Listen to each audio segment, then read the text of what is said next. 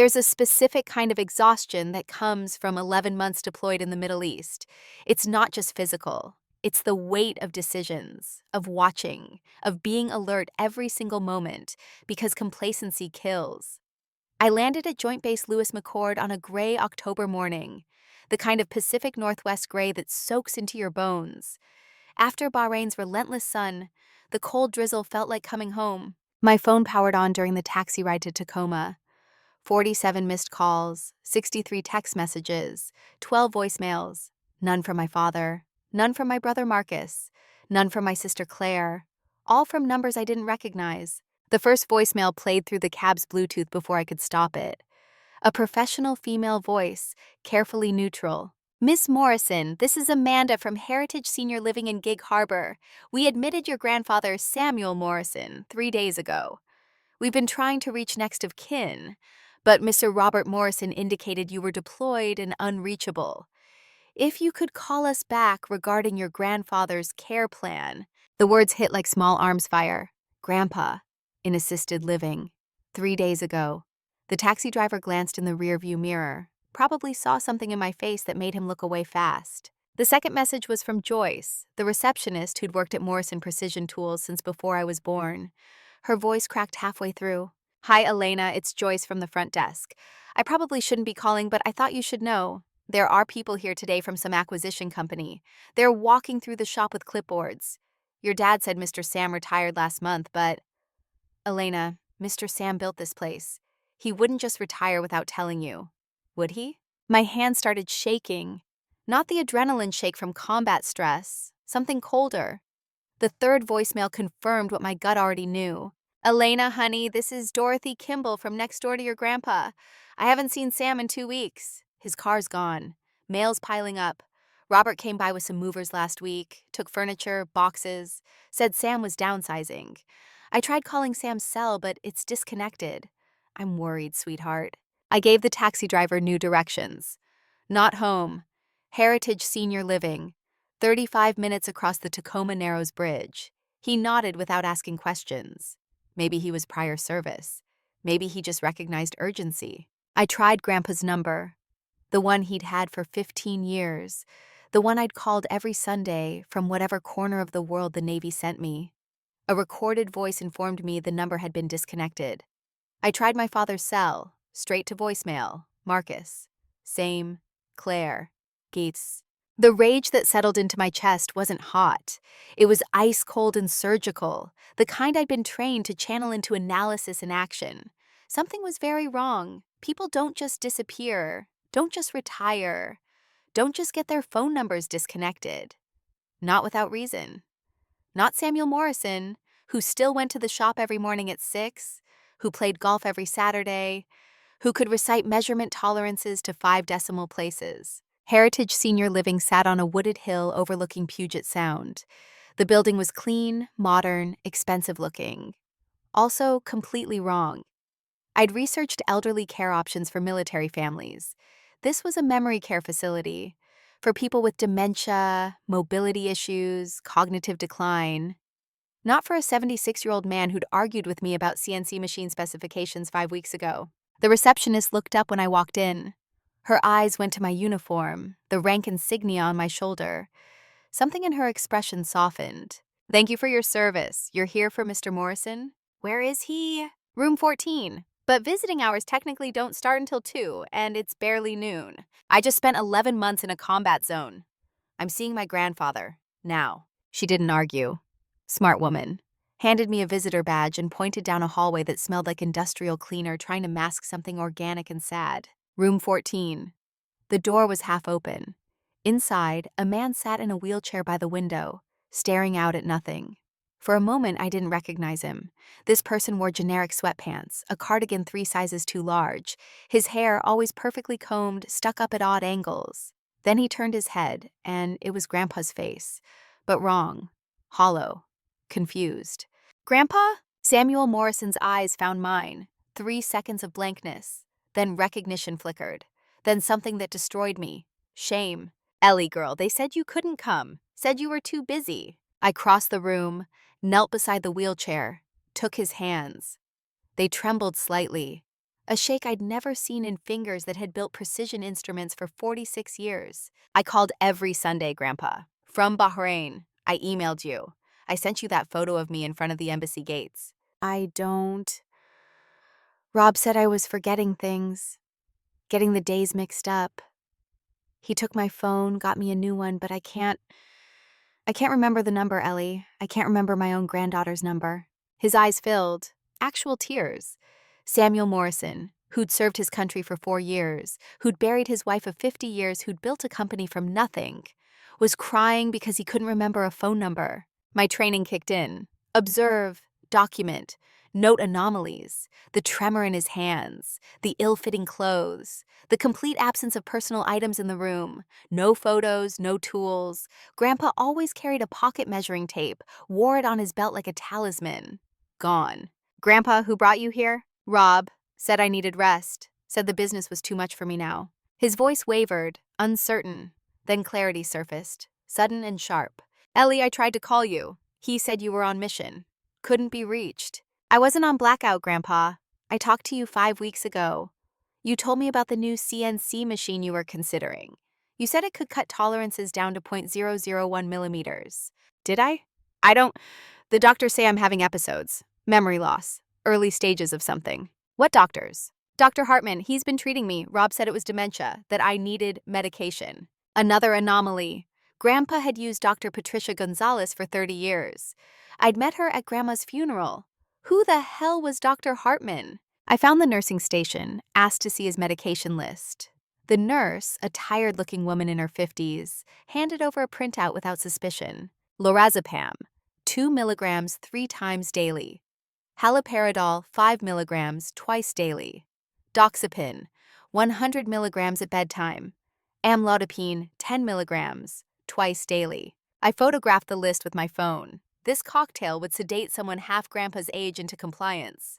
Haloperidol was an antipsychotic. For what? He'd never shown signs of psychosis, paranoia, hallucinations. Lorazepam was heavy-duty anti-anxiety medication. Doxepin knocked people out cold. Who prescribed these? The nurse checked her chart. Dr. Philip Hartman started this regimen about 18 months ago. Adjusted dosages several times since. 18 months. Right when I deployed to Bahrain. Right when I couldn't physically check in, couldn't see him face to face, couldn't verify what my father was telling me over spotty video calls. When was he admitted here? 3 days ago. Family felt he needed round-the-clock supervision. Did he agree to come? The nurse hesitated. Mr. Morrison was confused when he arrived. Your father said it was best. I returned to room 14. Grandpa was still by the window, hands folded in his lap, trembling slightly. I pulled up a chair, sat across from him. Grandpa, I'm taking you home. Rob said I can't leave, said I'm not safe alone. Rob doesn't make decisions about your medical care without your consent. Who has your power of attorney? Silence, long and heavy, then barely audible. Rob does. I signed it last year. He said it was for emergencies, in case something happened while you were overseas. Power of attorney. Legal authority to make medical and financial decisions if the person was incapacitated. But Samuel Morrison wasn't incapacitated. He was being made to appear incapacitated. Did you want to sign it? He looked at me, really looked, and in his eyes I saw something I'd never seen before. Fear. I didn't know what else to do, Ellie. You were gone. Your dad said it was routine, that it protected me. I should have asked Margaret. She always knew when something wasn't right. Margaret had been dead 6 years. But he spoke about her in present tense, like she was still the person he consulted, still the voice of reason. I took his hands again. We're leaving. Today. I'm going to talk to the director, and we're going home. Rob will be angry. Let him be angry. I've dealt with worse than Rob Morrison. I found the facility director, a polished woman in her 40s who listened to my concerns with professional sympathy and bureaucratic caution. Ms. Morrison, I understand your concerns, but your grandfather was admitted by his legal guardian. We can't simply release him without proper discharge procedures and authorization from Mr. Robert Morrison. My grandfather is a competent adult being held against his will. That's kidnapping. He's here for his safety. Dr. Hartman's evaluation indicated severe cognitive decline. I want to see that evaluation. I'm afraid patient privacy laws prevent. I'm military, not civilian. I know exactly what HIPAA allows and doesn't allow. My grandfather can authorize release of his medical records, Grandpa? He'd followed me into the hallway, moving slowly but steadily.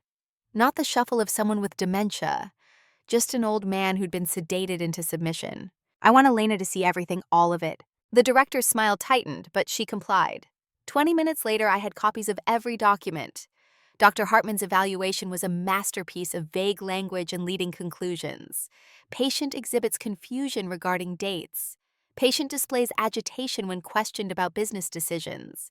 Patient demonstrates poor judgment regarding financial matters.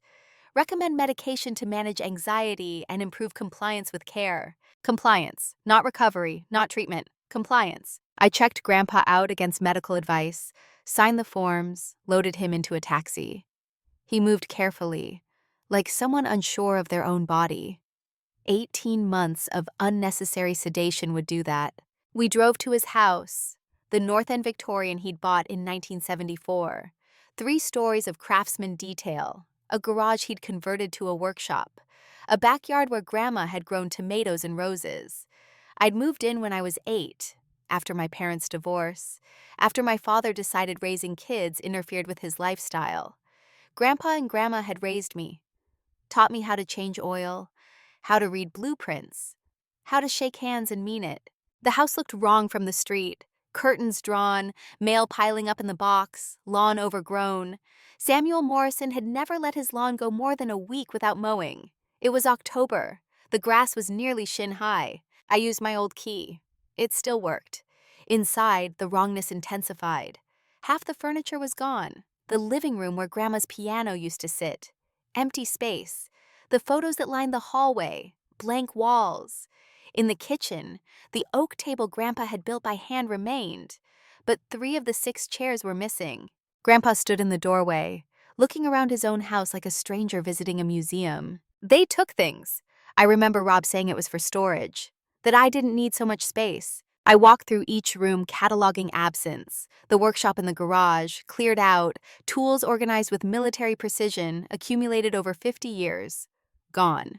His office, desk remained, but filing cabinets empty.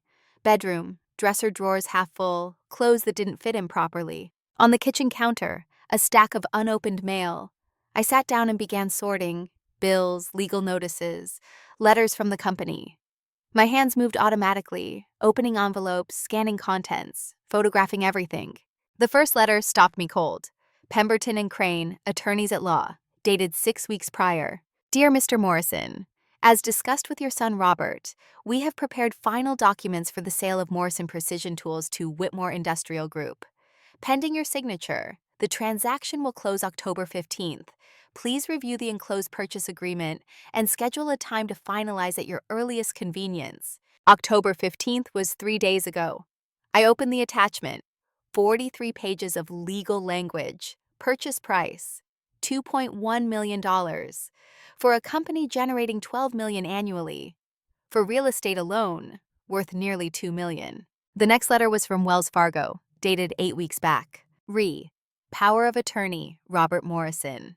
Dear Mr. Samuel Morrison, per your POA authorization, your son Robert Morrison has transferred $180,000 from your savings account ending in 7423 to business account ending in 9185. If you have questions regarding this transfer, please contact us immediately. $180,000. Moved without Grandpa's knowledge. I kept reading. More transfers, smaller amounts. $20,000 here. $35,000 there. Over the past year, nearly $300,000 had moved from Grandpa's personal accounts to business accounts I didn't recognize. The final letter was from a business valuation firm, Morrison Precision Tools, LLC. Based on financials provided by CFO Robert Morrison, assessed market value, $2.1 million. Breakdown. Real estate $1.2 million, equipment $400,000. Goodwill and client relationships $500,000. I pulled out my laptop, connected to the VPN I still had access to. Old habits from intelligence work. Searched public records for Morrison Precision Tools, the company my grandfather had founded in 1978, built from a one-man operation to a major supplier for Boeing, PACCAR, Todd shipyards. Specialized in precision cutting tools and measurement equipment. Current revenue, $12 million annually. Assets included 2.5 acres of waterfront industrial property in Tacoma's Port District, worth at least $1.8 million in the current market. Equipment, CNC machines, precision lathes, measurement tools, all high-end and well-maintained. Client contracts, long-term agreements worth millions. 3 patents on specialized cutting tools. No possible way this company was worth only $2.1 million. Someone had cooked the books. Undervalued assets, hidden revenue, made it look like a struggling business when it was actually thriving. Grandpa had fallen asleep at the kitchen table, head resting on folded arms. The medication was still in his system. It would take days to fully clear. I covered him with a blanket, then continued my search. His bedroom closet still held his dress shoes, polished to a mirror shine even after weeks of neglect. Behind them, I found the floor safe I'd forgotten about. Combination lock. I tried Margaret's birthday. Wrong. His birthday. Wrong. Then mine. 081491. The lock clicked open. Inside, $8,000 in cash, neatly banded. Margaret's wedding ring, the one Grandpa couldn't bear to sell or give away. Birth certificates, military discharge papers, his bronze star from the Navy, tucked in a velvet case. And at the bottom, taped to a manila envelope, a USB drive. The envelope read, in Grandpa's precise handwriting, "For Elena, when you come home." My chest tightened. He'd known. Somehow, despite the medication, despite the isolation, despite everything, he'd known I'd come looking. He'd left evidence. I sat on the bedroom floor, opened my laptop, inserted the drive, 2 folders. The first, documents they made me sign. 47 PDF files, each a scanned document, each covered in Grandpa's handwritten notes in the margins. I opened the oldest file first. Power of attorney, dated 16 months ago. Grandpa's note in blue ink. Rob says this is just in case. Why now? I'm healthy. Margaret would tell me not to sign, but Elena is deployed. No one else to ask. The next document. Transfer of CEO title from Samuel Morrison to Robert Morrison. Date, 14 months ago. Grandpa's note. Rob says I'm making mistakes at work. Joyce disagrees. Who's lying? Another. Medical authorization for Dr. Philip Hartman to treat Samuel Morrison for cognitive decline. Date, 14 months ago. Grandpa's note. Why not Dr. Gonzalez? Rob says she's not specialized enough. Don't trust this. Further down the timeline, retirement announcement. Date, 12 months ago. Grandpa's note. This signature doesn't look like mine. Handshaking more now. The pills? The most recent document. Sale agreement between Morrison Precision Tools and Whitmore Industrial Group. Date, 10 weeks ago. Grandpa's note. They're rushing this. Why? Company is profitable. Why sell now? Rob says, while it's worth something. Worth something? I built something that lasts. Every document told a story. My grandfather, increasingly medicated, increasingly isolated, trying to make sense of what was happening, leaving notes for himself, for me, proof that he'd questioned everything, even as he lost the ability to fight back.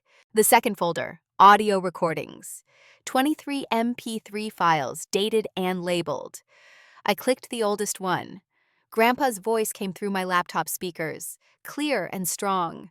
Background noise suggested he'd set his phone to record during a meeting. Dr. Hartman, I appreciate you seeing my father on short notice. That was Robert's voice, smooth, concerned. The dutiful son. Of course, Robert. You mentioned concerning symptoms? Memory lapses, confusion, aggression when questioned about business decisions. I'm worried it's early dementia. My mother had similar issues in her 70s. That was a lie. Margaret had been sharp until the day she died. Lung cancer, not cognitive decline. Papers shuffled. Dr. Hartman spoke again. Mr. Morrison, can you tell me what year it is? Grandpa's voice, dry and precise. 2023. October. It's Thursday. Your office is on Pacific Avenue. My granddaughter is currently deployed to Bahrain with Naval Intelligence. Would you like me to recite the periodic table? An awkward laugh from the doctor. Then Robert, quick and smooth. He has good days, but the bad days are getting worse. Violent outbursts, paranoid delusions. He thinks people are stealing from him, from the company. I think medication would help manage the symptoms. I can prescribe something mild for anxiety, perhaps a low dose of something stronger. He gets agitated easily, aggressive. Last week he threw a wrench at one of our employees. I'm worried he'll hurt someone. Another lie. I scrolled through my emails, found messages from Joyce, updates on the company, on Grandpa. None mentioned violence, none mentioned aggression. Just Joyce's growing concern about Robert's increasing control. The recording continued. I can start him on lorazepam, 1 milligram twice daily. We'll monitor and adjust as needed. Robert's voice satisfied. Thank you, doctor. I knew you'd understand. I opened the next audio file. 9 months ago. Different voices. Robert and someone I didn't recognize. Male, confident, with an edge of impatience. Nathan, my father is fighting this harder than expected. Increase the dosage. Make him more compliant. The doctor says higher doses could be dangerous at his age. I'm paying the doctor $45,000 to say what I tell him. Your father needs to appear incompetent for the sale to work. Confused elderly man, concerned son, stepping in to help. That's the narrative. Stick to it. What if my daughter comes back early? Where is she now? Middle East. Naval deployment. Won't return until October. Then we close before October. Simple. The voice I didn't recognize had to be Nathan Whitmore, the buyer. Only he wasn't just a buyer. He was a co-conspirator. I kept listening. The third file was worse. A family dinner, 7 months ago. Robert, Marcus, and Claire, my siblings and father, planning around a table while Grandpa's phone recorded from a jacket pocket. Dad is getting suspicious. Claire's voice, tense and sharp. He asked me yesterday why the company valuation was so low. What did you tell him? Marcus, always the follower. That the market is down, that Nathan knows what he's doing, that we should trust the experts. Robert laughed, humorless. Nathan is scamming us all, you realize that? Silence. Then Claire. What? You think he's paying $2.1 million out of charity? The company's worth at least $4.8 million. He'll flip it in 6 months for double. Then why are we… Marcus trailing off. Because we get our cut. Nathan offered us 40% of the flip profit. 1.1 million split 3 ways. Plus, I need the money to cover my investments. You mean your gambling debts? Claire, bitter. Shut up. At least I'm not drowning in credit card debt from your failed boutique business. Both of you stop. Marcus, trying to mediate. We're in this together. Dad signs the sale papers, we get paid, everyone moves on. What about Elena? Claire again, quieter now. Long pause. Then Robert, Elena gets nothing. She chose the military over family. She doesn't get to swoop in now and judge us. She's been gone for 11 years. She doesn't know what it's been like managing Dad, managing the business, dealing with all of this. She left. She doesn't get a vote. I closed the laptop, stood, paced the small bedroom. My hands were shaking again, but not from exhaustion. From rage so cold it felt like clarity. They drugged him, made him appear incompetent, undervalued his life's work, planned to steal $4.8 million, sell it for $2.1 million to a con artist who would flip it for profit. They'd split. All while I was overseas, unreachable, serving my country. And they'd counted on me staying away, counted on my absence, used it as cover. Grandpa had recorded everything. For months, while medication clouded his thoughts and isolation cut him off from help, he'd gathered evidence, left breadcrumbs, waited for the one person he knew would come looking. I checked the timestamps on the recordings. The most recent was from 2 weeks ago. Robert and Nathan discussing final details. The sale closes October 15th. My father will sign. He doesn't have a choice anymore. You're certain your daughter won't interfere? She doesn't even know yet. By the time she's back stateside, it'll be done. Legally binding. Nothing she can do. Good. I have buyers lined up already. 6 months, we flip for $5.2 million. Your family gets $440,000 each. Everyone wins. Except my father. Your father is 76 years old. He had a good run. Time to cash out while there's something left to cash out. I'll drink to that. The sound of glasses clinking. Then the recording ended. They'd been wrong about one thing. I was home 3 days before they expected. 3 days before the sale supposedly closed. And I had every word, every document, every piece of evidence Grandpa had managed to preserve. I returned to the kitchen. Grandpa was awake, sipping water, looking more alert than he had at the facility. The medication was wearing off. His eyes tracked me with increasing focus. Ellie girl, what you're planning, it'll tear the family apart. They tore it apart. I'm just making sure everyone sees the damage. He was quiet for a long time. Then, your grandmother would be proud. I am proud. I learned from the best, Grandpa. You taught me. Measure twice, cut once, verify everything. And I've been measuring, now it's time to cut. The next morning, I drove to Morrison Precision Tools. The building sat in Tacoma's industrial district, 2.5 acres of waterfront property, with a 3-story brick structure housing offices and manufacturing space. The parking lot was full, third shift overlapping with first shift change. Workers I'd known since childhood, people who'd taught me how to read blueprints and operate lathes, heading to and from their cars. A new sign hung over the entrance. Whitmore Industrial Group, pending acquisition. I walked in. Joyce looked up from the reception desk, her face flooded with relief, then concern, then something like hope. Elena. Oh, thank God. Your father said you weren't coming back until next month. Plans changed. Where is he? Conference room, with Marcus and Claire, and the new owner. They've been in there since 7. I didn't knock. Pushed the door open hard enough that it banged against the wall.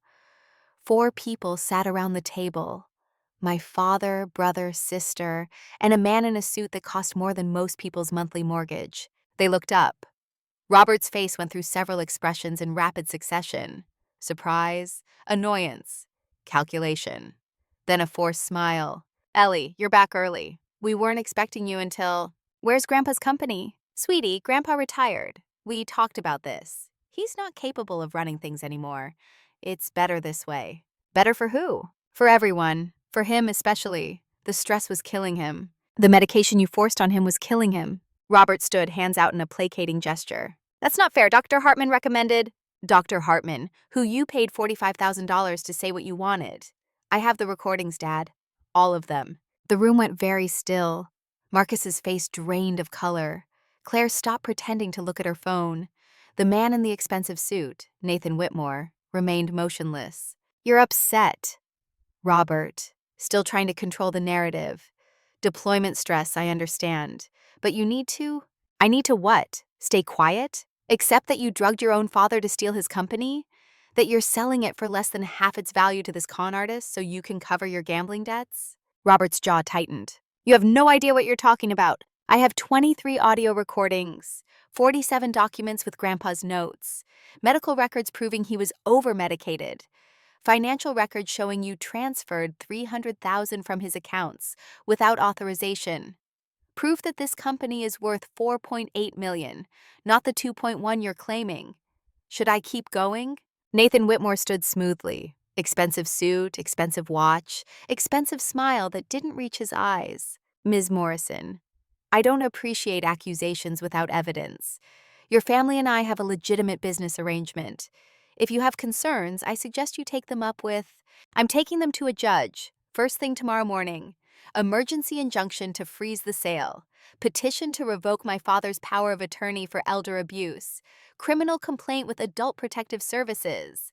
And I'm sending everything I have to the FBI's Financial Crimes Division, because I'm betting you've done this before, Mr. Whitmore. Elderly business owners, manufactured incompetence, undervalued sales. This isn't your first time, is it? Something flickered in Whitmore's eyes, not fear, recalculation. Claire found her voice, brittle and defensive. Elena, we're family. You can't do this to us. You can't just… Family. I served overseas for 11 years while you 3 plotted to rob a man who gave you everything. You used my absence as cover. You counted on me being gone. That's not family. That's opportunity wearing a family's face. Marcus finally spoke, voice low and bitter. You chose to leave. You chose the military over us. Over him. You don't get to come back and… I served. There's a difference. And now I'm back. And I'm done letting you pretend your theft was somehow noble. I picked up my bag, turned toward the door. Nathan Whitmore's voice followed me. This isn't over, Ms. Morrison. I looked back, met his eyes, let him see exactly how calm I was, how certain. You're right, it's not over. It's just beginning. And Mr. Whitmore, I spent 11 years in Naval Intelligence. I know how to find things people want hidden. By tomorrow, I'll know every business you've ruined, every elderly person you've scammed, every lie you've told. You picked the wrong family. I walked out. Behind me, silence. Then Robert's voice panicked. She's bluffing. But Nathan Whitmore knew better. The woman who just left wasn't bluffing. She was declaring war. And unlike them, she knew how to fight it. That afternoon, I met with attorney Elena Martinez from Martinez and Associates, a firm specializing in elder law and financial abuse. She listened to the recordings, reviewed the documents, examined the medical records. When she finished, her expression was grim. This is textbook elder financial abuse combined with corporate fraud. Your brother used power of attorney to medicate your grandfather into compliance, forged or coerced signatures, and conspired with Whitmore to undervalue and steal a multi-million-dollar company. Can we stop it? We can try. The sale supposedly closed 3 days ago, but if your grandfather was under duress, if he was medicated to the point of incompetence when he signed, those signatures are invalid. We file for emergency injunction first thing tomorrow, freeze all assets, petition to revoke your father's POA, criminal complaint with APS, and potentially the district attorney. What are our chances? With this evidence? Strong, very strong, but it's going to get ugly. Your family will fight back. They have money at stake. People do terrible things when money is involved. They already did terrible things. Now they just have to answer for them. That evening, I sat with Grandpa at the kitchen table, the oak table he'd built by hand 40 years ago. I made coffee the way he'd taught me, strong enough to stand a spoon in. His hands were steadier now, 24 hours off the heavy medication, his eyes clearer. Ellie girl, what you're doing, it'll destroy them. Your father, your brother, your sister. Prison, maybe. Certainly bankruptcy, social disgrace. Are you prepared for that? Are you prepared to lose everything you built because they decided you were too old to matter? He looked down at his coffee. I'm 76 years old, I've had a good life, maybe it's time to… To what? Let them win? Let them prove that age means disposable? That loyalty means nothing? That family is just whoever can take advantage fastest? Margaret used to say you were the stubborn one, even when you were little. Once you decided something was right, nothing could move you. You taught me that, you and Grandma both. Precision isn't about perfection. It's about consistency. About doing things right even when it's hard. Especially when it's hard. This will cost you, Ellie, your relationship with them. Maybe permanently. I looked at him. Really looked. Saw the man who'd raised me when my parents couldn't be bothered. Who'd taught me to use tools, to read blueprints, to stand by my word. Who'd served his country and come home to build something that lasted. Who'd loved his wife for 50 years and mourned her for 6 more. Who'd been systematically erased by his own son while I was half a world away. They cost themselves. I'm just presenting the bill. He reached across the table, put his hand over mine. The tremor was almost gone. His grip was firm. Then let's do it right. The way Margaret would have wanted. No shortcuts, no mercy. Just truth and consequences. I nodded. Truth and consequences. The next morning we filed. The injunction hit the court system like a brick through a window. Martinez filed at 8:30 on a Thursday morning. By noon, opposing counsel from Whitmore and Crane had responded with a motion to dismiss. By 3, we had a hearing scheduled for Monday. 72 hours to prepare for a legal battle that would determine whether my grandfather kept his life's work or lost everything to his own son. I spent those 3 days building a case the way I'd been trained to build intelligence assessments. Start with raw data. Verify every source. Cross-reference until patterns emerge. Document everything. Trust nothing you can't prove. The forensic accountant Martinez recommended was named Marcus Webb. Mid-40s, former IRS investigator turned private consultant, with credentials that filled 2 pages and a reputation for finding money. People thought they'd hidden well. He arrived at Grandpa's house Friday morning with 3 laptops and an expression suggesting he'd seen every financial crime humans could devise. I gave him everything. Bank statements going back 5 years, company financial records I'd pulled from Grandpa's home office, tax returns, property deeds, the USB drive with all of Grandpa's documentation. Webb set up in the dining room, surrounded by screens and printouts, and went to work with the methodical intensity of someone solving a puzzle only he could see. Grandpa watched from the kitchen doorway, coffee cup in hand, steady enough now to hold it without shaking. The medication had mostly cleared his system. Dr. Patricia Gonzalez, his actual physician, had examined him Thursday evening and confirmed what I already knew. No dementia, no cognitive decline, just the manufactured symptoms of over-medication combined with systematic isolation. 6 hours into his analysis, Webb looked up from his laptop, face carefully neutral in a way that told me he'd found something significant. Ms. Morrison, someone has been systematically siphoning money from this company for at least 3 years. Shell vendors that don't exist. Inflated invoices for equipment that was never purchased. Consulting fees paid to LLCs registered to family members. We're looking at approximately $680,000 in fraudulent transactions. My stomach went cold. Can you trace it? He turned one of his screens toward me. Spreadsheets, highlighted in yellow and red. Wire transfers, check images, deposit records, all flowing into accounts registered under variations of Robert Morrison's name. R. Morrison Consulting, Morrison Business Solutions, RJM Holdings. Your father created a network of shell companies to funnel money out of Morrison Precision Tools. He'd approve invoices, cut checks, deposit them into accounts he controlled. Then he'd use that money to cover personal expenses. Some of it went to casinos. A lot of it went to cover investment losses.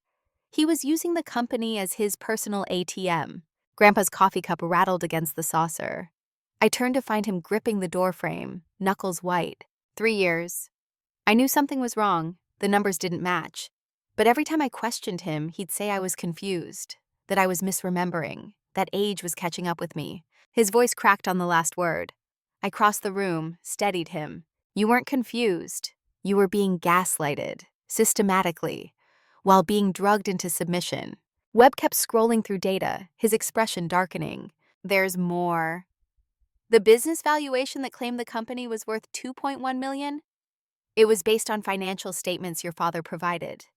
He underreported revenue by 40%, depreciated equipment that's still in prime condition, failed to disclose 3 major client contracts worth approximately $1.2 million annually. The actual value of Morrison Precision Tools, based on standard industry metrics and real numbers, is closer to $4.8 million. $4.8 million, sold for $2.1. A theft of $2.7 million, masked as a legitimate business transaction. And Whitmore would flip it within months, splitting the profit with my father and siblings while Grandpa wound up in a nursing home with nothing. I need everything documented, every transaction traced, every shell company identified, every discrepancy between real financials and the ones my father reported. Can you have that ready by Monday? Webb looked at the mountain of data still to analyze, then at me, then nodded. I'll have it ready. Saturday morning brought another development. Martinez called with news that tightened the knots in my chest. Elena, I did some research on Nathan Whitmore. Your instinct was right. He's done this before, multiple times. I found 2 lawsuits, both settled with NDAs, both involving elderly business owners who sold companies for well below market value. One in Seattle, 2019, one in Boise, 2021. Both cases alleged fraud and elder abuse. Both were quietly settled before trial. Settlements mean payouts.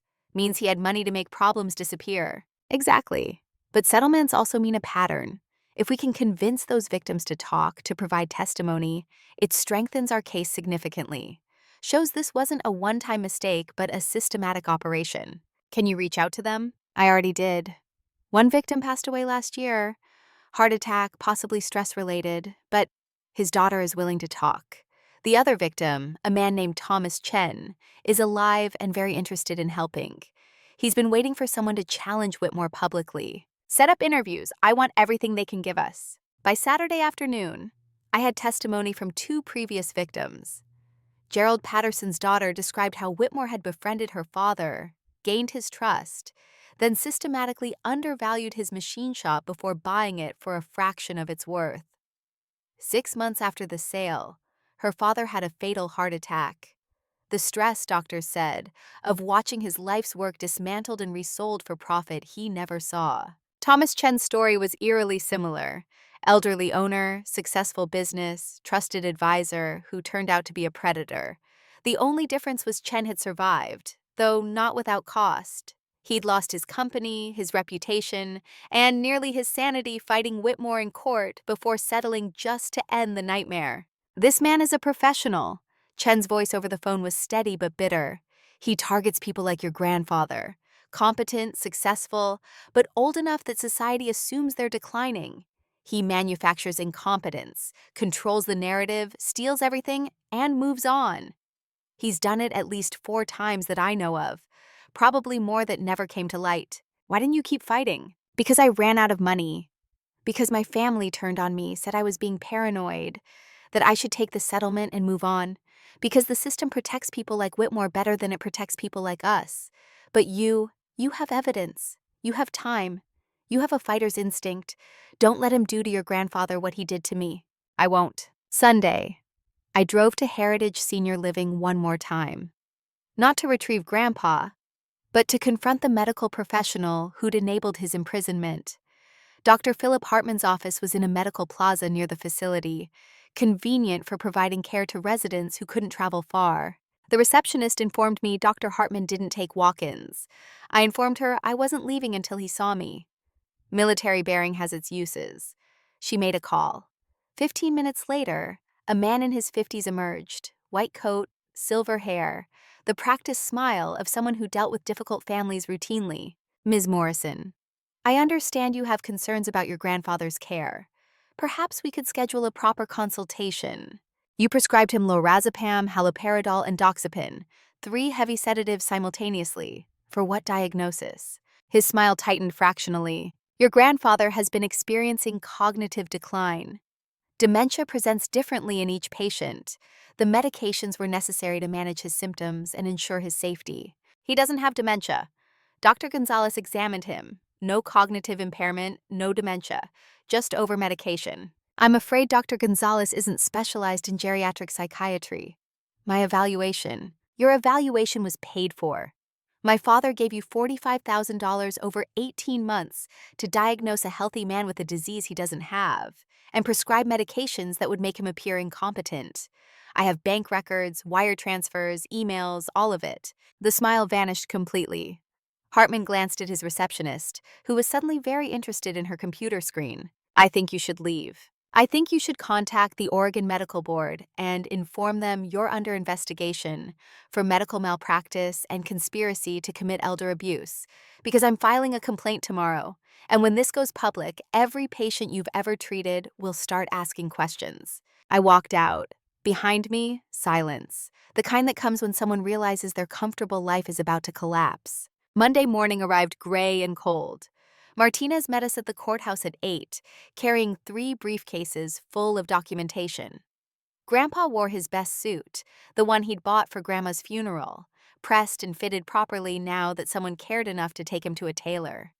His hands were steady. His eyes were clear. He looked like what he was, a competent 76-year-old man who'd been systematically abused by people he trusted. Opposing counsel arrived at 8:15. 4 attorneys from Whitmore and Crane, expensive suits, and practiced confidence. My father, Marcus, and Claire came separately, each with their own lawyer. Nathan Whitmore arrived last, flanked by 2 attorneys I didn't recognize. The hearing was in Judge Catherine Reeves's courtroom. She had a reputation for no-nonsense jurisprudence and a particular intolerance for elder abuse. Martinez had requested her specifically. Judge Reeves reviewed our filings, then opposing counsel's response, her expression revealing nothing. When she looked up, her gaze swept the room with the weight of someone who'd presided over too many cases of family greed. This is an emergency petition to void a business sale, revoke power of attorney, and freeze assets pending investigation into alleged elder abuse and fraud. Counselor Martinez, you may present your case. Martinez stood, commanding the room immediately. Your Honor, Samuel Morrison built Morrison Precision Tools over 46 years. It's worth $4.8 million. His son, using power of attorney obtained under false pretenses, conspired to sell it for $2.1 million, while systematically medicating Mr. Morrison to appear incompetent. We have evidence of fraud, elder abuse, embezzlement, and conspiracy. We ask the court to void the sale, revoke Robert Morrison's POA, and freeze all assets pending criminal investigation. She presented exhibits methodically. Medical records showing overprescription, audio recordings of Robert and Whitmore planning, financial analysis proving undervaluation, testimony from previous victims establishing pattern. Each piece of evidence landed with the weight of irrefutable fact. Opposing counsel tried to counter. Robert's attorney argued the POA was legitimate, that Robert had acted in his father's best interest, that the sale was a sound business decision for a declining company. Whitmore's attorneys claimed the purchase was conducted in good faith, that any discrepancies in valuation were differences of professional opinion, not fraud. Judge Reeves listened to 40 minutes of argument. Then she held up a hand. "I've heard enough. Mr. Robert Morrison, stand up." My father stood, face pale but composed. The judge looked at him with an expression that could cut glass. "You hold power of attorney for your father. That is a sacred trust. It means you act in his interest, not yours. The evidence suggests you did the opposite. You over-medicated him, you isolated him, you undervalued his company and sold it to enrich yourself. Do you have anything to say?" Robert's attorney started to speak. Judge Reeves cut him off. "Not you. Him. Mr. Morrison, do you dispute any of the evidence presented?" Robert looked at Grandpa, at me, at his own attorneys. His mouth opened, closed, opened again. "I thought I was helping. He was getting older. The business was becoming too much. I was trying to ensure he had security in his final years. By drugging him into a nursing home and stealing his company? I didn't steal anything. The sale was legitimate. He signed the papers. While medicated to the point of incompetence. While isolated from anyone who might question you. While you systematically convinced him he was losing his mind." Judge Reeves picked up one of the audio transcripts, read aloud. "Your father needs to appear incompetent for this sale to work. Confused elderly man, concerned son stepping in. That's the narrative. Those are your words, Mr. Morrison, recorded 9 months ago in conversation with Mr. Whitmore. How do you explain them?" Silence. Robert's attorney whispered urgently in his ear. Robert shook his head. "I can't." The judge turned to Nathan Whitmore. "Mr. Whitmore, you've purchased 3 businesses in the past 5 years from elderly owners, all significantly undervalued, all sold by family members with POA, all resulting in lawsuits that you settled with NDAs. Do you deny this pattern?" Whitmore stood, smooth and confident despite everything. "Your Honor, I'm a businessman. I identify opportunities. If sellers don't properly value their assets, that's not my fault. I've broken no laws. You conspired with Mr. Robert Morrison to defraud Samuel Morrison of $2.7 million. You paid a doctor to over-medicate a healthy man to appear incompetent. You're a predator who targets vulnerable elderly business owners. And if I have my way, you'll face criminal charges for every single transaction." Whitmore's confidence cracked slightly. His attorney stood. "Your Honor, these are serious allegations without sufficient proof. My client, I have 23 recordings, 47 documents, forensic financial analysis, testimony from previous victims, and medical evidence of deliberate over-medication. Counselor, I have more proof than most criminal cases see at trial. Sit down."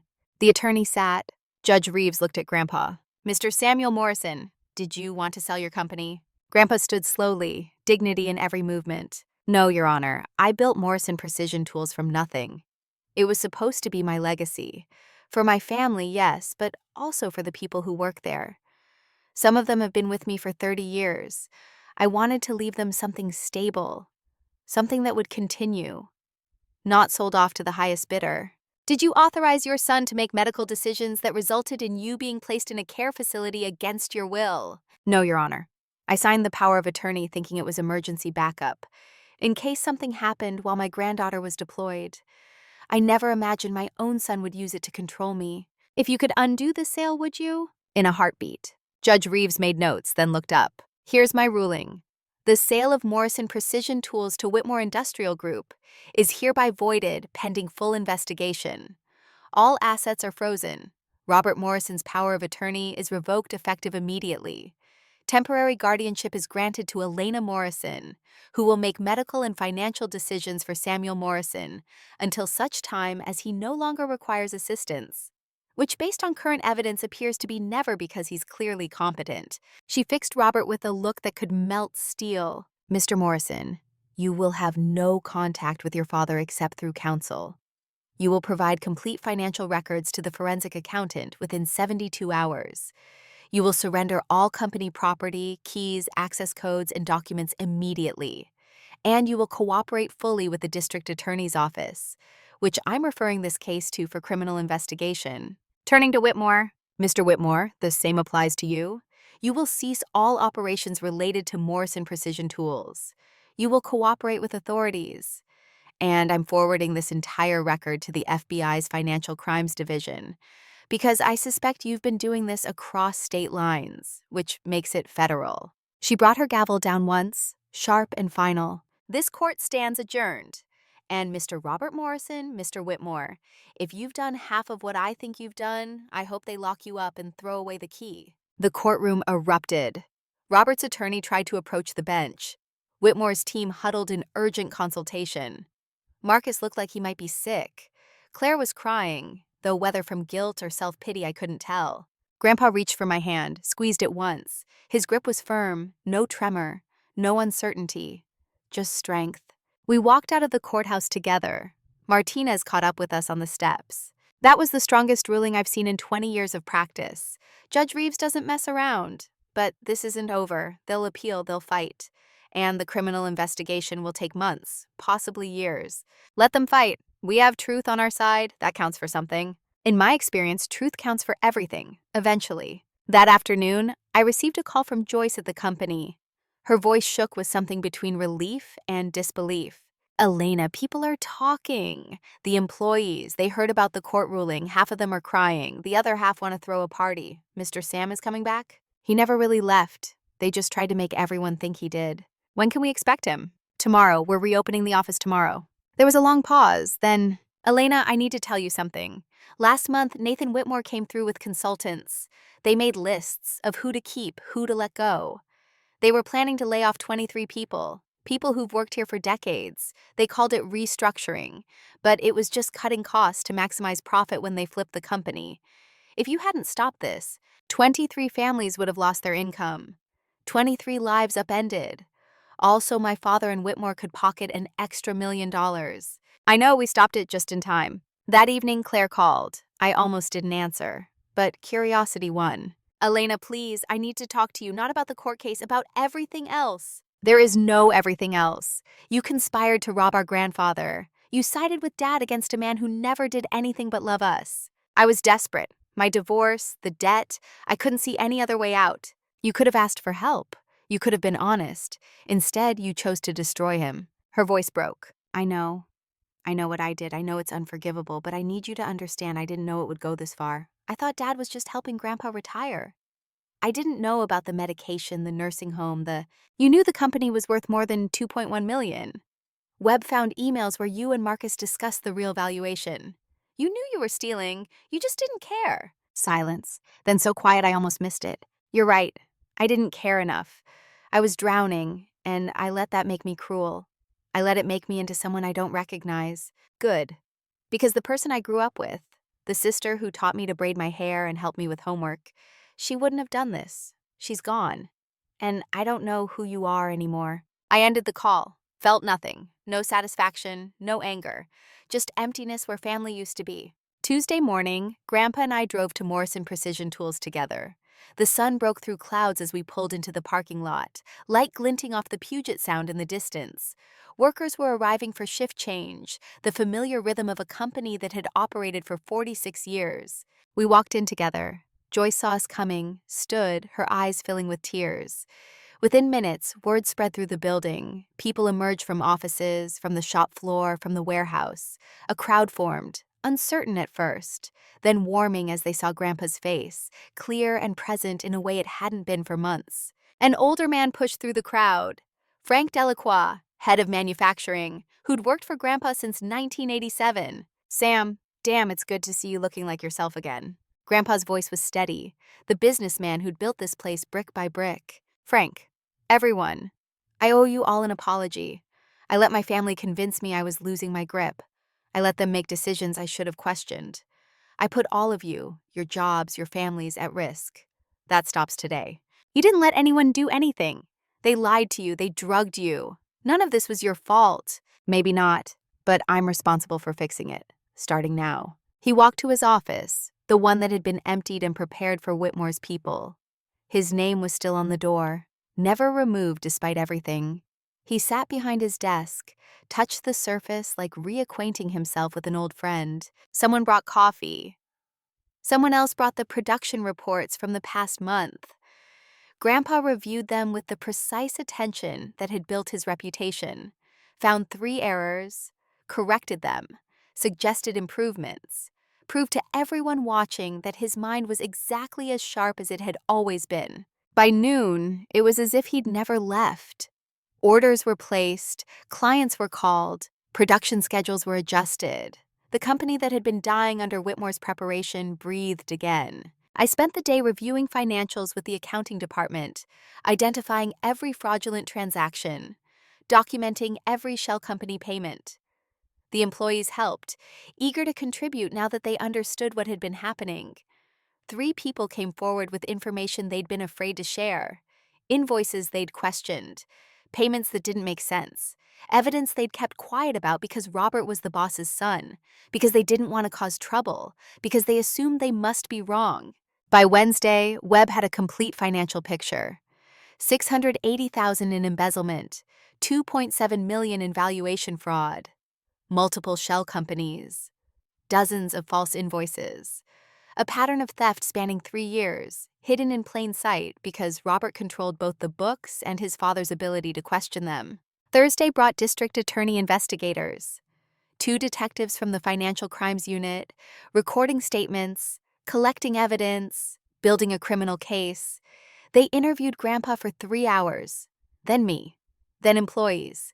Then they requested all of Webb's documentation, all of Martinez's legal filings, every piece of evidence we'd assembled. The lead detective, a woman named Lisa Warren with tired eyes and 20 years of experience, pulled me aside afterward. Ms. Morrison, I've investigated a lot of financial crimes. This one is particularly ugly because it's family, but it's also one of the strongest cases I've seen. Your grandfather's recordings alone would be enough for charges. Everything else is overwhelming corroboration. We'll be filing charges within a week. Against who? Your father for sure. Elder abuse, fraud, embezzlement. Your brother and sister as co-conspirators. Dr. Hartman for medical malpractice and conspiracy, and Nathan Whitmore for fraud conspiracy, and based on what we're learning about his other cases, potentially racketeering. Racketeering? He's done this at least 4 times across 3 states. That's a pattern of organized criminal activity. FBI is taking the lead on Whitmore. We're handling the local defendants. What happens to them, if convicted? Your father is looking at 10 to 15 years. Whitmore could get 20. Your siblings, probably 5 to 7 with plea deals if they cooperate. Dr. Hartman will lose his license and likely see prison time. She paused, studying my face. I know they're your family. I know this is hard. But what they did to your grandfather, what they were willing to do to innocent employees, to company legacy, all for money, people like that need to be stopped. They stopped being my family when they decided Grandpa was disposable. Now they're just criminals who happen to share my DNA. Warren nodded once, respect in her expression. That's a healthy way to see it. Not everyone can separate those things. I was trained to compartmentalize. Comes in handy sometimes. Friday afternoon, exactly 1 week after I'd walked into that courtroom, formal charges were filed. Robert Morrison, 3 counts of elder abuse, 2 counts of fraud, 4 counts of embezzlement. Marcus Morrison, conspiracy to commit fraud, conspiracy to commit elder abuse.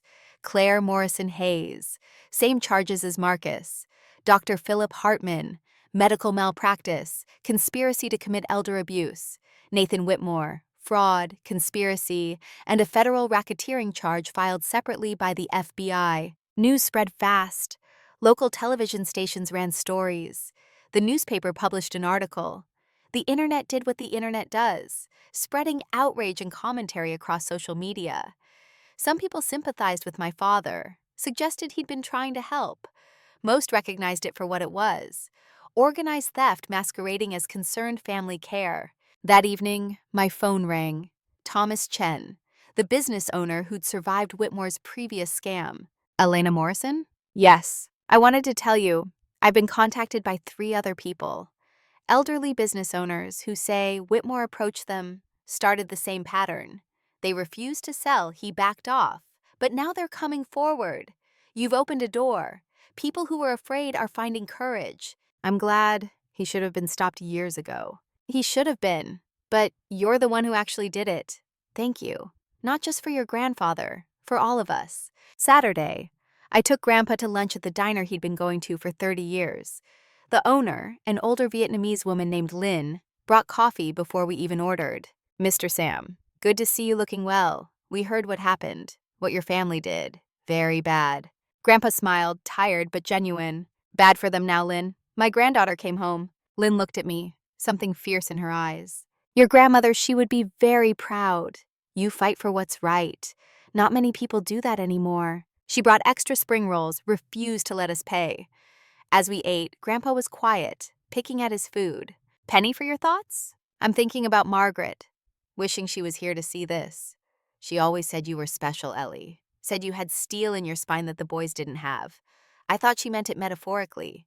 But it's literal, isn't it? You're stronger than all of them combined.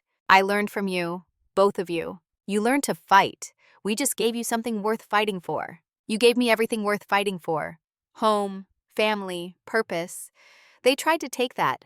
I just took it back. He reached across the table, covered my hand with his. Your father is going to prison. Your brother and sister too, most likely. Does that bother you? It should. They're my blood. But mostly I feel relief. That you're safe, that the company is safe, that the people who work there won't lose their jobs, that predators like Whitmore might think twice before targeting someone else's grandfather. That's not cold, that's clear, there's a difference. Margaret used to say that. Clear eyes, full heart, can't lose. She was quoting television, but she meant it. And she was right. We finished lunch, drove back to the house. The mail had arrived while we were gone. Mixed in with bills and advertisements was a letter from the Oregon Medical Board. Dr. Philip Hartman's license was suspended pending investigation. Another letter from Adult Protective Services confirming they were pursuing charges. The system, slow and imperfect, was finally working. Sunday, I attended church with Grandpa for the first time in 11 years. The congregation that had watched me grow up, that had mourned with us when Grandma died, welcomed us with carefully maintained neutrality. Some people avoided our eyes. Others offered quiet support. The pastor, an elderly man named Father Michael, sought us out after service. Samuel, Elena, I heard about your troubles. I'm sorry your family fractured this way. Grandpa's voice was firm. My family didn't fracture, Father. My son revealed who he really was. There's a difference. Still, it must be difficult. Difficult is watching someone you love slowly destroyed. Difficult is being powerless to stop it. Fighting back? That's not difficult, that's necessary. Father Michael looked at me. You came home from war to fight another battle. Do you find peace anywhere? I find purpose. Peace comes later. He nodded, understanding in his weathered face. Your grandmother would say the same thing. She was a warrior in her own way. Quiet, gentle, but absolutely uncompromising on what mattered. You're very like her. I've been told. That evening, Dorothy Kimball knocked on our door. Grandpa's neighbor, the one who'd called to tell me he was missing.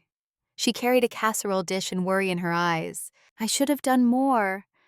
I should have called the police when I saw them moving your things. I should have... Grandpa stopped her gently. Dorothy, you called Elena. That was exactly what needed to happen. You were the first person who sounded the alarm. Don't carry guilt for my son's crimes. She set down the casserole, hugged him fiercely, then left before emotion could overwhelm her. We ate her casserole in comfortable silence. Outside, darkness fell over Tacoma. Ships moved in the sound, their lights distant and steady. The house that had been violated by removal and theft slowly felt like home again. My phone buzzed. Text from Martinez. DA called. They want to discuss plea deals for Marcus and Claire. Your father is refusing to cooperate. Whitmore lawyering up hard. Trial likely within 6 months. I showed Grandpa. He read it, handed the phone back. Your brother and sister might avoid prison if they testify against your father and Whitmore. They might. Would that bother you? He thought for a long time. 6 months ago, it would have destroyed me. The idea of my grandchildren testifying against my son. But I've had time to think, to see clearly. They need consequences. If those consequences include betraying the man who led them into crime, maybe that's fitting. What goes around comes around. What about Dad? Robert made his choices. He can live with the results. I've spent 46 years building something honorable. He spent 3 years tearing it down. Whatever happens to him now, he earned it. Even prison? Especially prison. Maybe he'll learn something. Probably not, but at least he won't be able to hurt anyone else. We sat together in the living room, the television murmuring news neither of us paid attention to. Outside, the neighborhood settled into night. Inside, for the first time in months, Samuel Morrison was home. Really home. Clear-minded, surrounded by evidence of a life lived with integrity. And I was there to make sure no one ever took that from him again. The plea negotiations began 3 weeks after charges were filed. Marcus cracked first. His attorney, a public defender who looked barely 30, called Martinez on a Tuesday morning with an offer: full cooperation in exchange for reduced charges and suspended sentence. Marcus knows where the money went. The lawyer's voice carried the exhaustion of someone defending the indefensible. He has records your father tried to destroy: bank statements, emails, transaction logs. He'll testify to everything if you recommend leniency. What does he know that we don't already have? That your father's gambling debts total $340,000, not including interest. That he embezzled $680,000 over 3 years. That Nathan Whitmore has done this exact scheme in 7 cities, not 4. And that there's a 8th victim still alive in Spokane. Martinez scheduled the proffer session for Thursday. Marcus arrived looking like he'd aged a decade in 3 weeks. Gaunt, hollow-eyed, the cocky VP of operations, replaced by someone who'd glimpsed the inside of a prison cell and discovered he lacked the spine for it. The conference room at the DA's office smelled like old coffee and fluorescent lighting.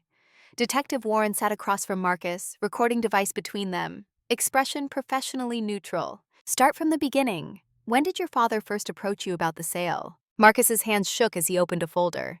Inside, printouts of emails going back 2 years, June of 2022. Dad said the company was struggling, that Grandpa was making bad decisions, that we needed to intervene before he ran everything into the ground. I believed him. Dad showed me financial statements that looked terrible.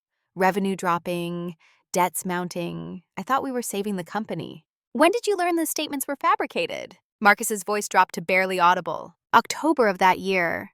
I found real financials in Grandpa's office. Revenue was up, not down. Profits were strong. I confronted Dad. He said Grandpa was hiding the real numbers, that the old man was in denial about the company failing. But I'd seen enough. The numbers Dad showed me were fiction. Why didn't you say anything? Because Dad said if I kept quiet, we'd all benefit.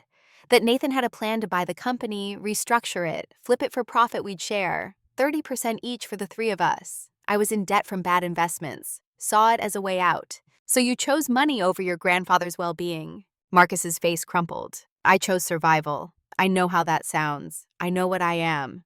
But I have a family, a mortgage, obligations. Dad made it seem like Grandpa would still get money from the sale, would be comfortable, would just retire peacefully. I didn't know about the medication, the nursing home, the level of cruelty? Yes. Warren slid a document across the table. This is a wire transfer. $47,000 from Morrison Precision Tools to an LLC called Cascade Consulting. Your signature authorized it. Cascade Consulting is a shell company owned by your father. This is embezzlement. You participated directly. Marcus stared at the paper like it might bite him. Dad said it was legitimate consulting fees, that the LLC handled vendor relations. I signed what he put in front of me. You're the VP of operations. You didn't question a $47,000 payment to a company with no employees, no office, no legitimate business purpose. I didn't want to question it. There's a difference. I knew something was wrong. I just didn't want to know how wrong. Warren made notes. Martinez watched from the corner, assessing whether Marcus was worth the deal being offered. Tell us about Nathan Whitmore. Marcus opened another folder. This one contained business cards, contracts, emails spanning 18 months. Nathan approached Dad in early 2023, said he specialized in helping family businesses transition.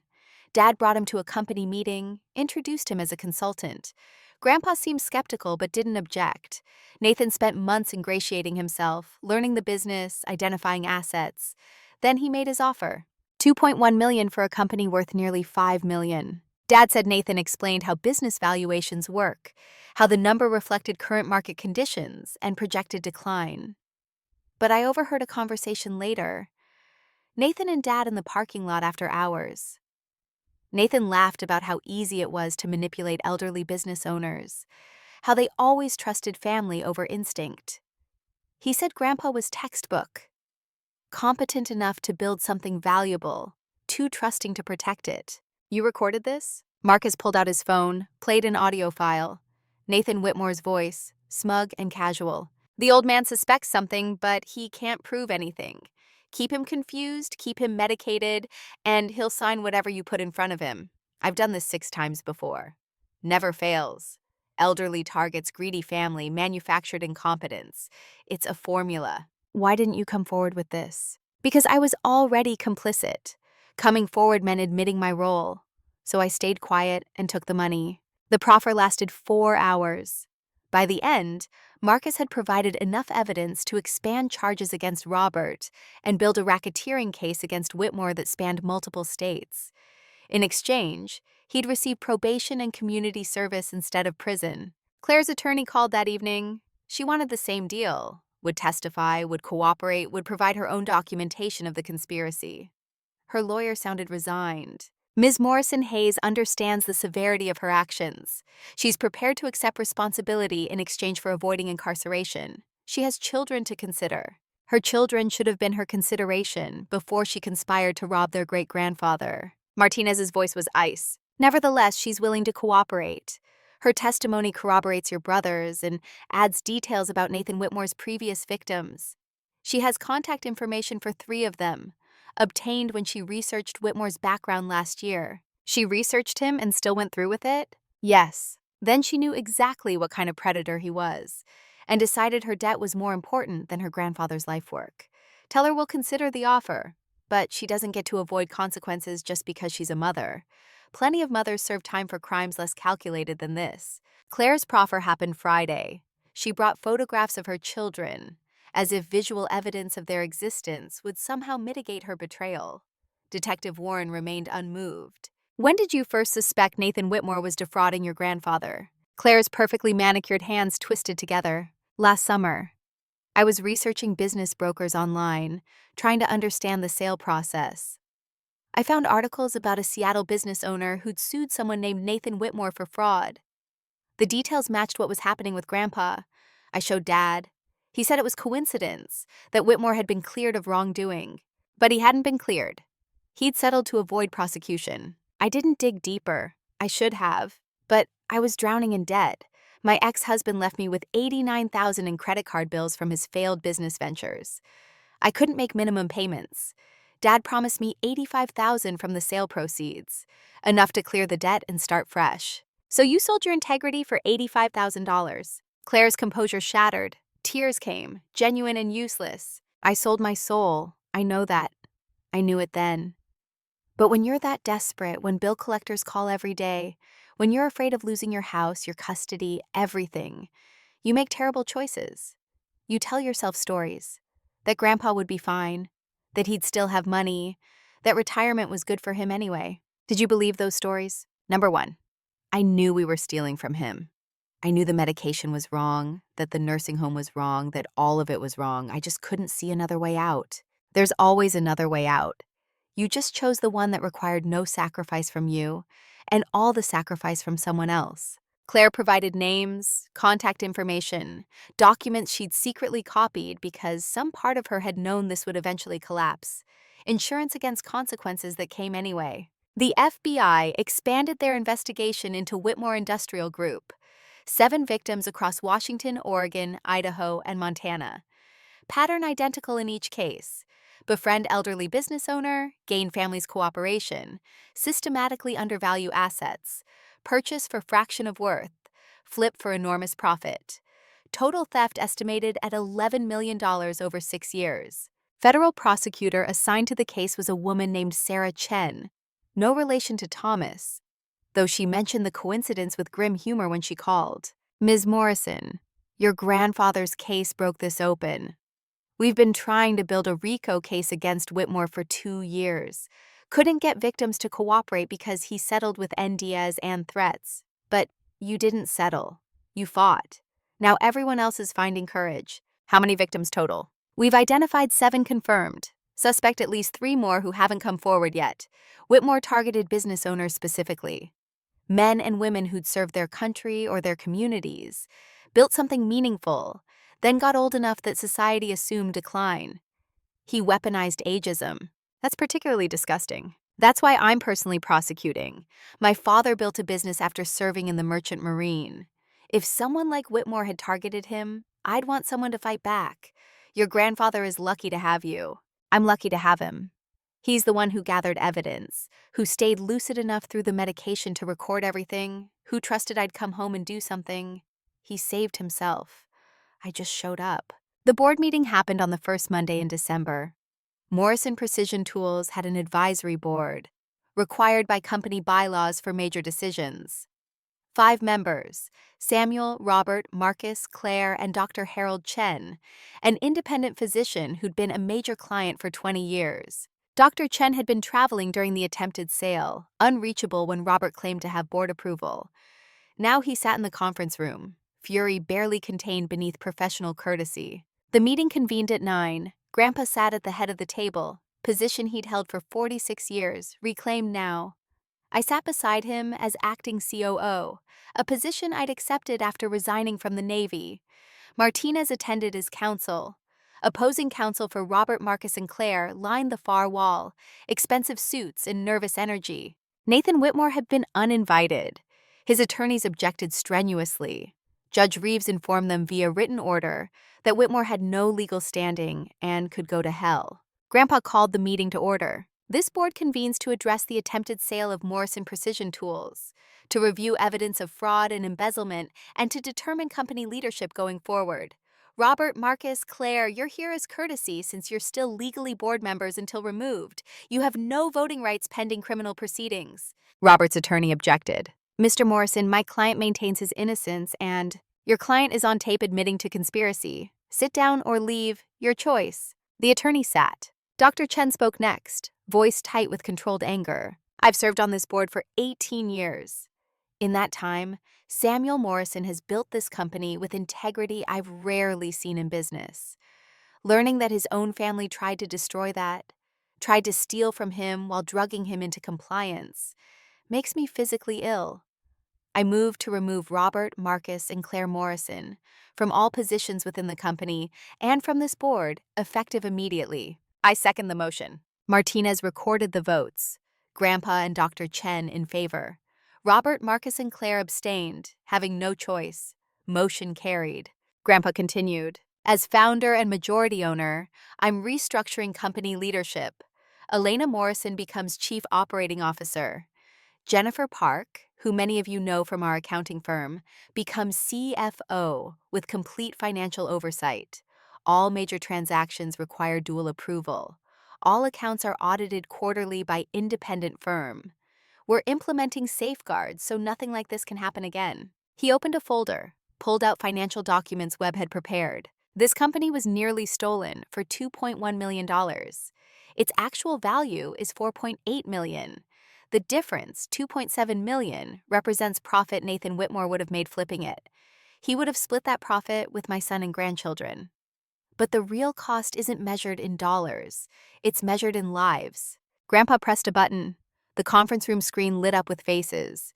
23 employees, the ones Whitmore's consultants had marked for termination. These people would have lost their jobs. Some have worked here for decades. They have families, mortgages, children in college. Nathan Whitmore's business plan required destroying their livelihoods to maximize profit. My family agreed to this. Knew these people would suffer. Didn't care.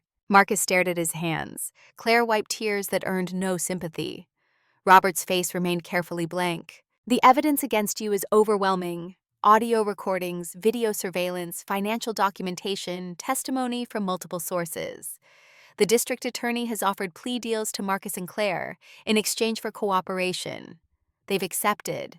They'll testify against Robert and Nathan Whitmore.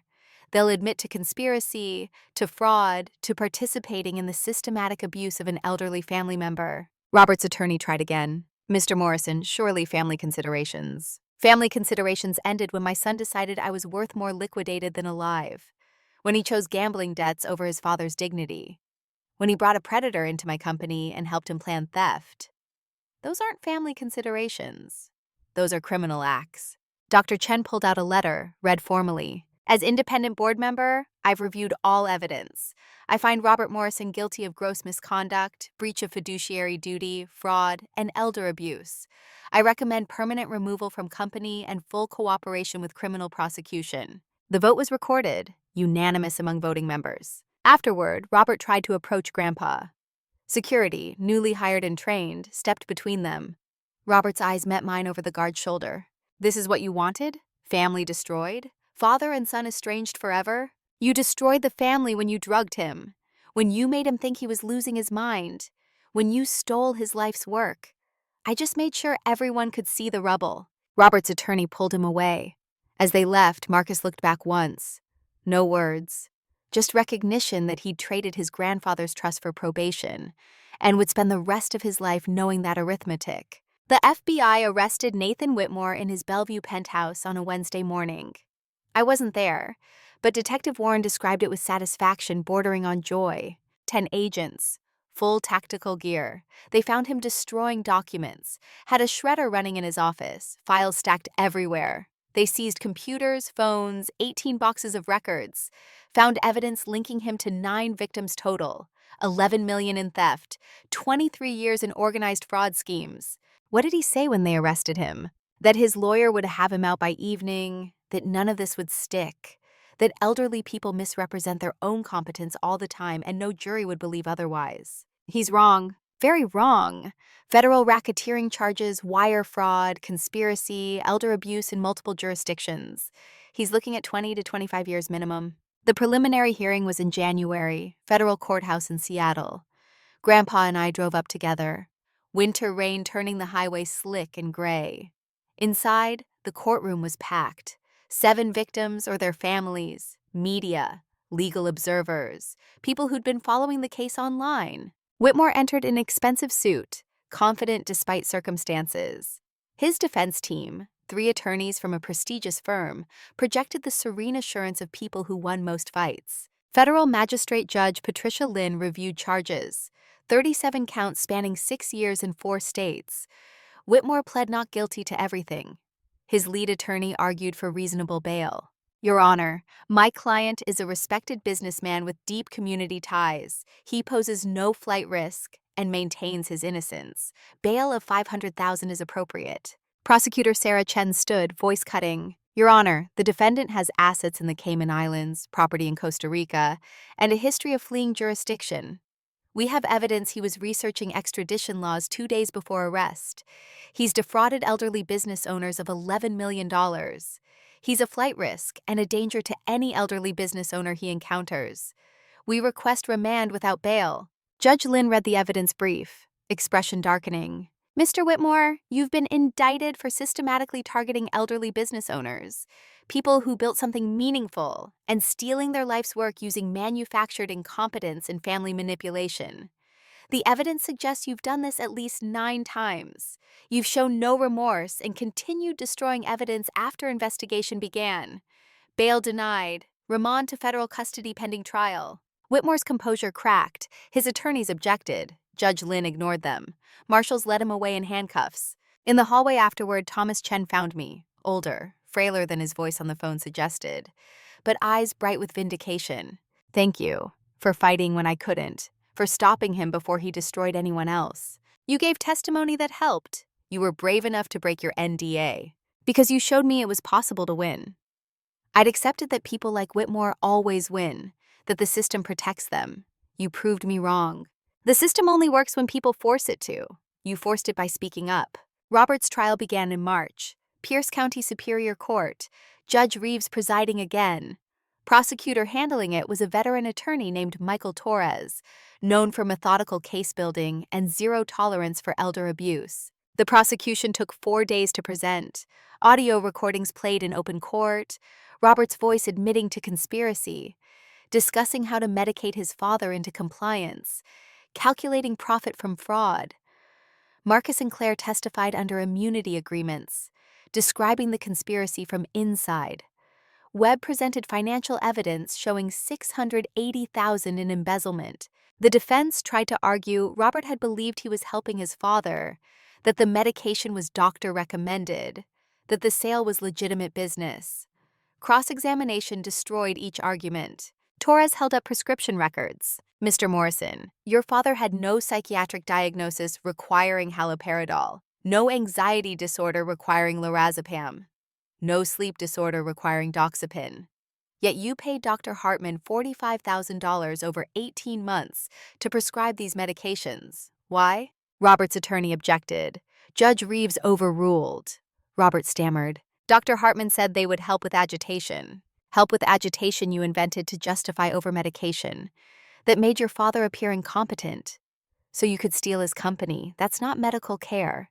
That's chemical restraint for profit. The jury deliberated 6 hours. Guilty on all counts. Elder abuse, fraud, embezzlement, conspiracy. Robert sat motionless as verdicts were read, face emptied of everything but recognition that consequences had arrived. Sentencing was 3 weeks later. Grandpa attended, sitting in the gallery beside me. Judge Reeves invited victim impact statements. Grandpa walked to the stand, moving with the careful dignity of someone who'd survived what should have destroyed him. Your Honor, Robert Morrison is my son. I raised him. I gave him opportunities, education, position in my company. I trusted him with my health, my finances, my legacy. He repaid that trust by drugging me, isolating me, stealing from me, and attempting to erase everything I'd built. The financial loss is significant. $680,000 embezzled, $2.7 million in intended fraud. But the real loss isn't money. It's the knowledge that my own child valued cash more than my dignity, that he was willing to make me believe I was losing my mind, to warehouse me in a facility, to destroy me psychologically and financially, all to cover gambling debts. I've learned something through this process. Family isn't blood, it's loyalty, it's integrity. It's standing beside someone when it's hard instead of exploiting them when they're vulnerable. By that definition, Robert stopped being my family the moment he chose theft over honesty. I'm 76 years old. I may have 10 years left, maybe 15 if I'm lucky. I'll spend those years rebuilding what he tried to destroy, and I'll do it knowing that the person I trusted most betrayed me completely. That's his legacy. Not the company he tried to steal, but the trust he shattered. Judge Reeves sentenced Robert to 14 years in federal prison. Marcus received 5 years probation and 500 hours community service. Claire received the same. Dr. Hartman lost his medical license permanently and received 3 years in prison for conspiracy. Nathan Whitmore's federal trial lasted 6 weeks. Testimony from 9 victims, evidence from 7 states, pattern of organized fraud spanning years. The jury convicted on 34 of 37 counts. Judge Lynn sentenced him to 23 years without parole. Spring arrived in Tacoma with cherry blossoms and tentative sunshine. Morrison Precision Tools operated under new management structure, new financial oversight, new safeguards against the kind of abuse that had nearly destroyed it. Revenue was up 18% from previous year. Employee morale recovered. Several workers who'd been marked for termination told me they'd considered quitting but stayed because they trusted Grandpa. That trust had been validated.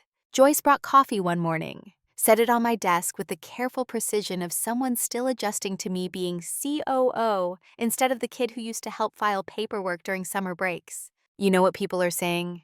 That you gave up your military career to save your grandfather's company. I didn't give up anything. I completed my service. 11 years honorable discharge. Now I'm serving a different mission. Still, you could have stayed in, made admiral someday. Instead, you're here, running a tool company in Tacoma. I'm protecting what he built, making sure it goes to someone who'll honor it, not destroy it for quick profit. She smiled, something knowing in her expression. Your grandmother would have liked seeing you here. She always said you had Morrison steel in you, the kind that doesn't bend, the kind that doesn't break either. I learned that from both of them. On a Saturday in April, 6 months after I'd landed at Joint Base Lewis McChord and discovered everything falling apart, Grandpa and I drove to the cemetery where Grandma was buried. The spring rain had given way to weak sunshine, illuminating the granite headstone, simple and dignified, just like she'd been. We stood together in silence for a long time. Then Grandpa spoke, voice steady.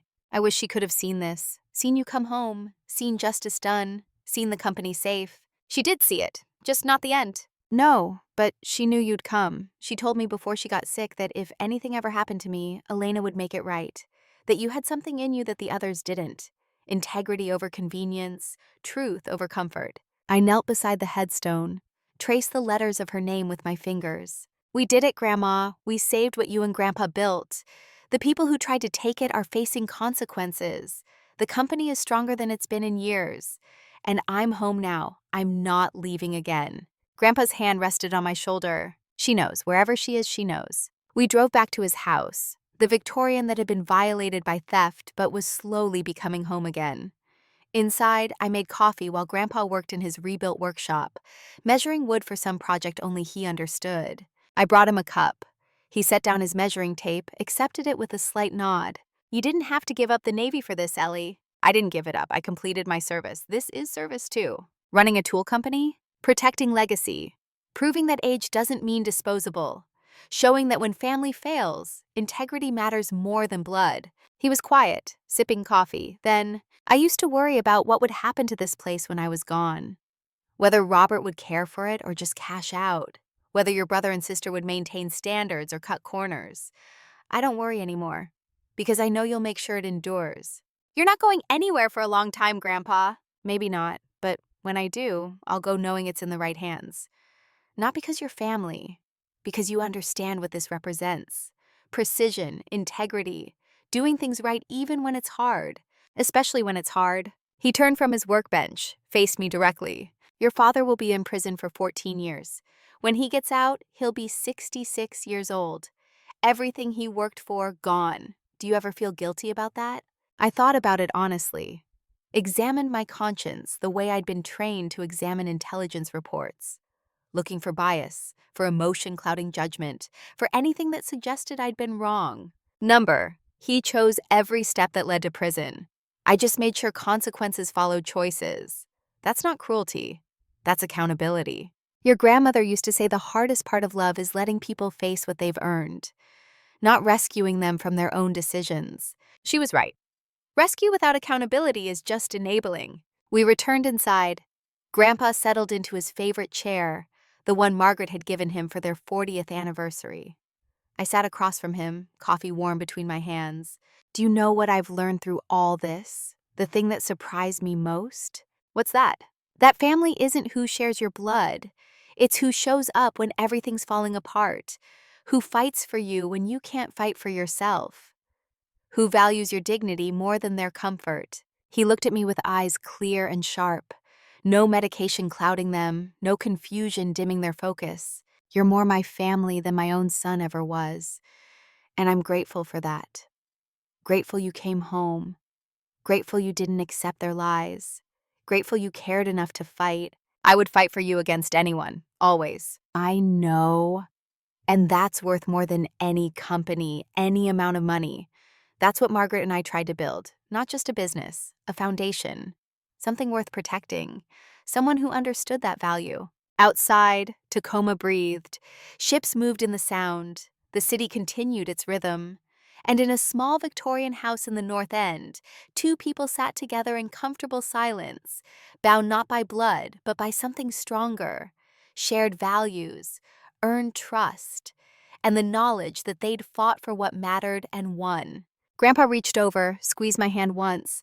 Thank you, Ellie girl, for everything. Thank you for leaving the breadcrumbs, for trusting I'd follow them home. Always knew you would. You're a Morrison. We don't quit, we don't bend. We measure twice, cut once, and stand by our work. I smiled. And we don't let predators win. No, we don't. The evening settled around us. I thought about the road that had led here. 11 years in the Navy, serving in places most people would never see. Returning home to find everything I valued under attack. Fighting through a system that moves slowly, but, when pushed hard enough, moves toward justice. I thought about Robert in prison, learning too late that shortcuts have consequences. About Marcus and Claire, free but carrying the weight of what they'd done. About Nathan Whitmore, finally stopped after years of preying on people who'd built something meaningful. And I thought about Grandpa. 76 years old, still sharp, still precise, still believing that integrity matters more than profit. Still here because he'd been smart enough to leave evidence, patient enough to wait for rescue, and strong enough to survive systematic abuse that would have destroyed someone less resilient. Worth protecting, worth fighting for, worth coming home to defend. That was family. That was legacy. That was what mattered when everything else stripped away. Grandpa stood, stretched, looked out the window at the lights of Tacoma glowing against the evening sky. I'm going to make dinner. Your grandmother's pot roast recipe, the one she made on Sundays. I'll help. Good. About time you learned it properly. Can't run a company on takeout alone. We moved to the kitchen together. He pulled out the old recipe card. Margaret's handwriting faded but still legible. As he talked me through the steps, his hands steady and sure, I realized something fundamental had shifted. I wasn't just protecting his company. I was continuing what he and Grandma had started. Building something that endured beyond any single person. Creating value that outlasted those who created it. Proving that what we build with integrity can survive those who try to tear it down. That was the real victory, not the courtroom rulings or the prison sentences, not even the company restored to its rightful owner. It was this, standing in a kitchen with my grandfather, learning a recipe that had fed family for decades, knowing that some things are worth preserving precisely because they connect us to something larger than ourselves, worth fighting for, worth coming home to protect, worth building a life around.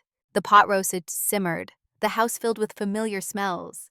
Outside, darkness completed its claim on the day, and inside, in the warm light of a kitchen that remembered 50 years of Sunday dinners, two people who understood the value of precision, integrity, and standing your ground prepared a meal together. Not because they had to, because they chose to. Because family, real family, is built on choices made when it matters most. And we'd chosen each other. Chosen truth over convenience. Chosen fight over flight. Chosen to prove that age doesn't diminish worth. That absence doesn't forfeit rights. And that when predators target those we love, we don't negotiate. We measure twice, we cut once, and we stand by our work. Always.